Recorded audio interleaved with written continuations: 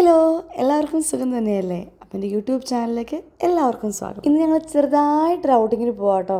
ഞാനും അപ്പയും അമ്മയും മണർകാട് പള്ളി വരെ ഒന്ന് പോകണം. കുറച്ച് പരാതിയും പരിഭവങ്ങളൊക്കെ ഉണ്ടേ, അതൊക്കെ ഒന്ന് പറഞ്ഞുകൂടി തീർക്കണം. അത് കഴിഞ്ഞിട്ട് നേരെ ലുലുവിലോട്ട്. വണ്ടി എടുത്തേ പിന്നെ ആദ്യമായിട്ടാണ് കേട്ടോ അപ്പേനും അമ്മേനെയും കൊണ്ട് ഞാൻ പുറത്ത് പോകുന്നത്.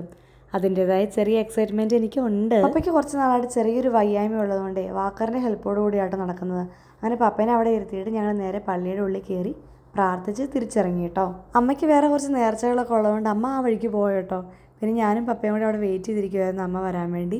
അതിനിടയ്ക്ക് കുറച്ച് വീഡിയോസും ഫോട്ടോസൊക്കെ ഞങ്ങളും എടുത്തു. അപ്പോഴേക്കും അമ്മ വന്നു കേട്ടോ. പിന്നെ ഞങ്ങൾ അവിടെ നിന്ന് നേരെ അമ്മാമ്മയുടെ അപ്പാപ്പയുടെ വീട്ടിലോട്ട് പോയി. വളരെ സേഫായിട്ട് ഞങ്ങളിവിടെ എത്തി കേട്ടോ. ഇങ്ങോട്ട് വരുന്ന വഴിയുണ്ടല്ലോ, വളരെ ചെറിയൊരു വഴിയാണേ. സത്യം പറഞ്ഞാൽ എനിക്ക് അതിലേക്ക് ഓടിക്കുമ്പോഴേക്കും ഒരു പേടിയാണ്. വല്ല തട്ടുകയോ മുട്ടുകയോ ചെയ്യുമോ, അല്ലെങ്കിൽ കുറച്ച് പെയിൻറ്റ് പോവോ, അങ്ങനെ കുറച്ച് പേടികളൊക്കെ ഉണ്ട്. പോകെ അതൊക്കെ മാറി വരുമായിരിക്കും. ഉച്ചയ്ക്ക് അമ്മാമ്മയുടെ വകയായിരുന്നു കേട്ടോ ലഞ്ച്. ഒരു വലിയ സദ്യ തന്നെ ഒരുക്കി വെച്ചിട്ടുണ്ടായിരുന്നു.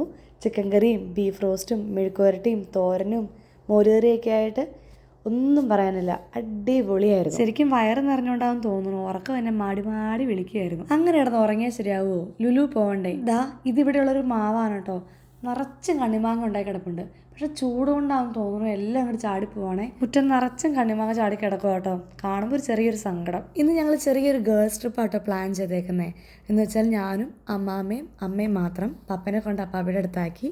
അവരവിടെ എൻജോയ് ചെയ്യട്ടെ, ഞങ്ങൾ ലുലു പോയി എൻജോയ് ചെയ്യട്ടെ അല്ലേ? അത് മാത്രമല്ല, അമ്മ പറഞ്ഞത് കോട്ടയത്ത് ലുലു വന്നതിന് ശേഷം കോട്ടയത്തുള്ള എല്ലാവരും കാണാൻ പോയി, അമ്മ മാത്രം ഇതുവരെയായിട്ടും പോയിട്ടില്ലെന്നാണേ. അപ്പോൾ ഞാൻ ആലോചിച്ചു, ഞാൻ വന്നു കഴിയുമ്പോഴേക്കും ഒന്ന് കൊണ്ടുപോകാമെന്ന്. അങ്ങനെയാവട്ടെ ഞങ്ങൾ ശരിക്കും പറഞ്ഞാൽ ഈ ട്രിപ്പ് ഒന്ന് പ്ലാൻ ചെയ്തത്. ട്രിപ്പൊന്നും പറയാൻ പറ്റില്ല, ചെറിയൊരു കറക്കം അതൊന്ന് പ്ലാൻ ചെയ്ത്. ഇപ്പോൾ നമ്മുടെ വീട്ടിൽ ചെറിയ സാധനങ്ങളൊക്കെ മേടിക്കാൻ വേണ്ടി നമ്മൾ തൊട്ടടുത്തുള്ള കുഞ്ഞു കടകളിലൊക്കെ അല്ലേ പോവുള്ളൂ, അല്ലാതെ ലുലുവിലൊക്കെ നമ്മൾ പോകാറില്ല. അത് മാത്രമല്ല, റീസെൻ്റ്ലിയാണ് നമ്മുടെ കോട്ടയത്ത് ലുലു വന്നത്. അപ്പോൾ പിന്നെ പോയിട്ടൊന്ന് കറങ്ങിയിട്ട് വന്നില്ലെങ്കിൽ ആർക്കാ മോശം? നമുക്ക് തന്നെയല്ലേ. സത്യം പറഞ്ഞാൽ ലുലു കയറിയിട്ട് അമ്മ ശരിക്കും വണ്ടറടിച്ച് നിൽക്കുമായിരുന്നു കേട്ടോ. ചെറിയൊരു സ്റ്റാർട്ടിങ് ട്രബിൾ. ശരിക്കും പറഞ്ഞാൽ ഇപ്പോൾ അമ്മയുടെ ഒരു ചെറിയ വഴികാട്ടി എന്ന് പറയുന്നത് അമ്മാമ്മയാണ് കേട്ടോ. അപ്പോൾ അതുകൊണ്ട് തന്നെ അമ്മാമ്മ എല്ലായിടത്തും പോയിട്ട് എങ്ങനെയാണ് സാധനങ്ങൾ എടുക്കുക, എങ്ങനെയാണ് ഓഫർ നോക്കി സാധനങ്ങൾ മേടിക്കുക, അങ്ങനെ എല്ലാം പറഞ്ഞു കൊടുക്കുമായിരുന്നു. ഭീകരമായ ഓഫറൊന്നും ഇല്ലെങ്കിലും കുറച്ച് ഓഫറുകളൊക്കെ ഉണ്ടായിരുന്നു. അപ്പോൾ അതൊക്കെ നോക്കി വീട്ടിലേക്ക് വേണ്ട സാധനങ്ങളൊക്കെ കുറച്ച് മേടിച്ചു. സാധനങ്ങളൊക്കെ മേടിച്ച് കഴിഞ്ഞിട്ട് പിന്നെ ബാക്കി സെക്ഷൻസൊക്കെ കാണാൻ വേണ്ടി വെറുതെ ഒന്ന് കറങ്ങി. വീക്കെൻഡ് അല്ലാത്തത് കൊണ്ട് തന്നെ അത്ര വലിയ തിരക്കൊന്നും ഉണ്ടായിരുന്നില്ല കേട്ടോ.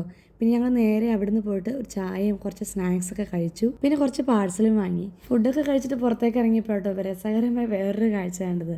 ഇവിടെ ഭയങ്കര ഫോട്ടോഷൂട്ട് നടന്നുകൊണ്ടിരിക്കുവാണേ.